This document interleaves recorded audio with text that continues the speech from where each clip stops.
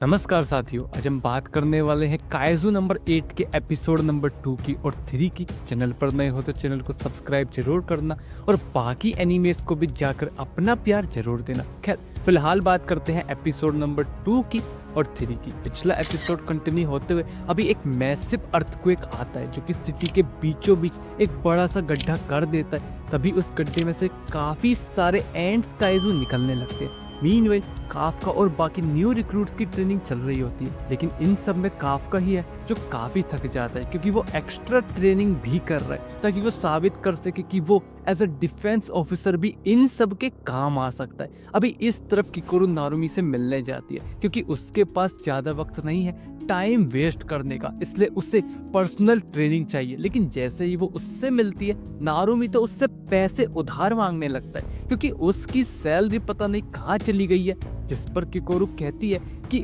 उसने अपनी सैलरी यामाज़ोन में उड़ा दी है और अब वो बेशर्मों की तरह अपने सब ऑर्डिनेट से पैसे मांग रहा है। तभी सायरन बजता है और एजी यहाँ आता है और बताता है कि जाने का वक्त हो चुका है, इसलिए अभी फर्स्ट डिवीजन तैयार होता है काइजूस को खत्म करने के लिए। मीनवेल सिटीजन्स को शेल्टर में पहुंचने को कहा जाता है। सभी शेल्टर्स की तरफ भागने लगते हैं तो वहीं एक भाई बहन कार के पीछे छुपे होते हैं क्योंकि ये लड़की के अभी चोट लग चुकी है, लेकिन उसका भाई कहता है कि नारुमी हमें बचा लेगा। तभी एक एंड उनके सामने आता है जिसे नारुमी ही वहां आकर मार देता है और लड़के से कहता है कि बेटा नारुमी नहीं, कैप्टन नारुमी है वो। अभी नारुमी प्लाटून लीडर्स को ऑर्डर देता है कि उनकी प्रायोरिटी सिटीजन्स को बचाना है और अब बाकी तुम्हारे ऊपर है कि वो काइजूस को ऑन द स्पॉट मार दे या न्यूट्रलाइजेशन जोन में ले जाकर मार दे। और उसी जोन में अभी काफ्का और किकोरू मौजूद होते हैं जिनका काम होता है न्यूट्रलाइजेशन जोन में आ रहे काइजूस को मारना। Meanwhile defence force command post 318 जैसे पूरा ऑपरेशन ऑपरेट हो रहा होता है। ऑपरेटर्स देखते हैं कि काफ्का के वाइटल सिग्नल्स स्टेबल है। पीछे बैठा इसाओ तभी कहता है कि हमारा काम है काइजूस को मारना, तो अभी शुरू हो जाओ। मीनवाइल न्यूट्रलाइजेशन जोन में किकोरू मौजूद होती है और अब उसकी बारी होती है काइजूस को मारने की। किकोरू के बैकअप के लिए पीछे सुनोनो में प्लाटून भी मौजूद होता है, लेकिन वो देखते हैं कि किकोरू ने अकेले ही टारगेट को खत्म कर दिया है। किकोरू खुद से कहती है कि ये काफी नहीं है, इससे कई गुना ज्यादा ताकतवर है वाइस कैप्टन होशिना और कैप्टन आशिरो। सुनोनो में अभी देखती है कि किकोरू बच्ची तो कमाल की है, तो मतलब वो साथ काम कर सकते हैं। और अभी न्यूज सबको मिलती है कि मल्टीपल टारगेट्स को सुनोनो में और किकोरू ने मार दिया है। बाकी प्लाटून लीडर्स भी देखते हैं कि क्या ये न्यू रिक्रूट ही है ना। एजी भी नारुमी से कहता है कि ये नई लड़की तो नारुमी से भी ताकतवर है as a compare to first year, जिस पर नारुमी कहता है कि ऐसा कुछ नहीं है। पर एक बात ताज्जुब की है कि ये काइजूस आमतौर पर बाहर नहीं आते और अंडरग्राउंड में भी रेयरली ही देखने को मिलते हैं। ये सेम वैसा ही मंजर बन रहा है जैसा सीजन 1 में ताचिकावा बेस पर लगा था। शायद कोई काइजू है जो इन्हें कंट्रोल कर रहा है। मीनवाइल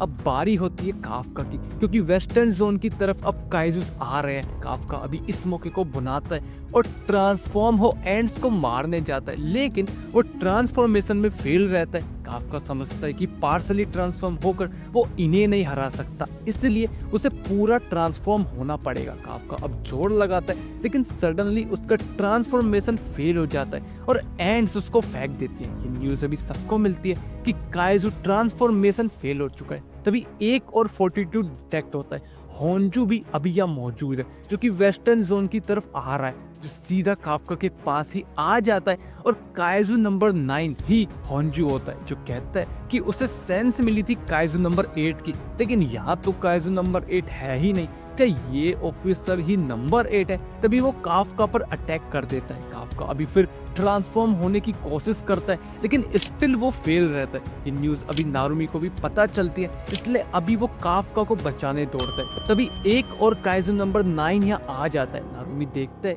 कि क्या ये 2 हो चुके हैं या फिर शुरू से ही 2 थे। अभी मरे हुए काइजूस भी वापस रीजनरेट होने लगते हैं, साथ में फोर्टिट्यूड भी बढ़ने लगता है। नारुमी देखता है कि इस नंबर 9 के आने की वजह से लड़ाई का पूरा रुख ही बदल चुका है। इधर वेस्टर्न जोन में जहाँ काफ्का की हालत अब खराब हो रही होती है, बाकी ऑफिसर्स उसे बचाने जाते हैं, लेकिन सबको ही काइजू नंबर 9 मार देता है और अब बारी होती है काफ्का की। काफ्का खुद को बचाने की कोशिश करता है, लेकिन फिर भी वो फंस जाता है, इसलिए अभी वो फिर एक बार कोशिश करता है ट्रांसफॉर्म होने की। लेकिन स्टिल वो नाकामयाब ही रहता है। इधर केजी इसाओ से कहता है कि उसे पता है कि क्या प्लान है इसाओ का, कि अगर काफका आउट ऑफ कंट्रोल हुआ तो वो खुद जाकर उसे मार देगा, लेकिन जिन वेपन्स का इसाओ इस्तेमाल करेगा वो काफी पावरफुल है और इससे इसाओ की लाइफ भी कम हो सकती है। इधर काफका अभी मरने की कगार पर होता है, तभी किकोरू आकर उसे बचाती है और अभी सीजन 1 जैसा नहीं होने वाला यार,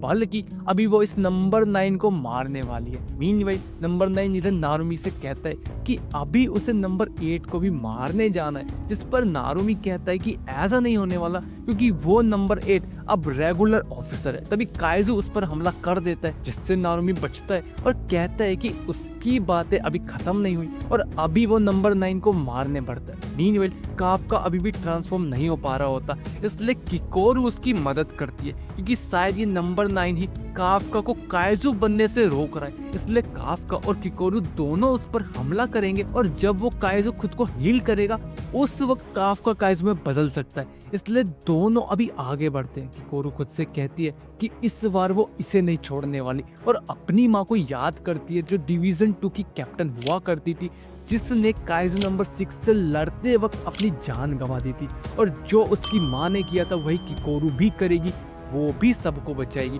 तभी उसका बैलेंस बिगड़ने लगता है, काफका उसकी मदद करने आता है लेकिन काइजू नंबर 9 उसे दूर फेंक देता है। काफका अभी फिर ट्रांसफॉर्म होने की कोशिश करता है और वो देखता है कि वो ट्रांसफॉर्म हो चुका है लेकिन उसने अपने सारे दोस्तों को मार दिया।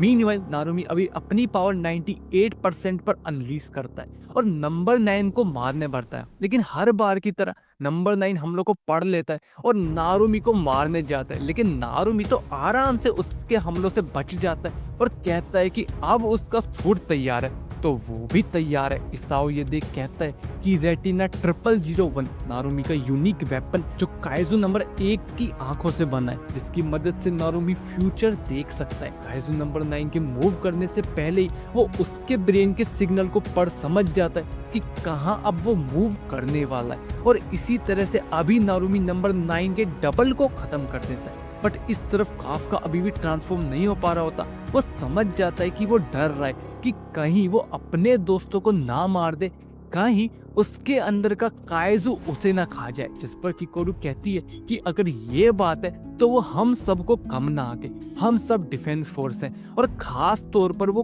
खुद को कम ना आके। काफका अभी ये सुन खड़ा होता है और कहता है कि हाँ, उससे खुद पर यकीन करना पड़ेगा और उस जैसा लूजर अपने दोस्तों को कभी नहीं मार सकता। और अभी काफका चिल्लाता है और नंबर 8 में बदल जाता है और किकोरू को थैंक्स करता है और कहता है कि अब वो छोटे योजूस को संभाल ले और इसे वो संभालेगा और अभी वो नंबर 9 की तरफ बढ़ता है। लेकिन नंबर 9 काफका से अपनी पिछली लड़ाई के बाद समझ चुका है कि इसे कैसे मारना है, लेकिन काफका भी जानता है कि इसका कोर का है और जब से उसके अंदर का काइजू उस पर हावी हुआ है तब से उसे पता है कि उसे कैसे इस शरीर को चलाना है और इसी के साथ अभी काफका नंबर 9 की तरफ बढ़ता है और उसे खत्म कर देता है। और इसी के साथ एपिसोड नंबर 2 और 3 खत्म हो जाते हैं। एपिसोड तुम्हें कैसे लगे कमेंट बॉक्स में जरूर बताना, अच्छा बुरा वो भी अपना फीडबैक जरूर देना।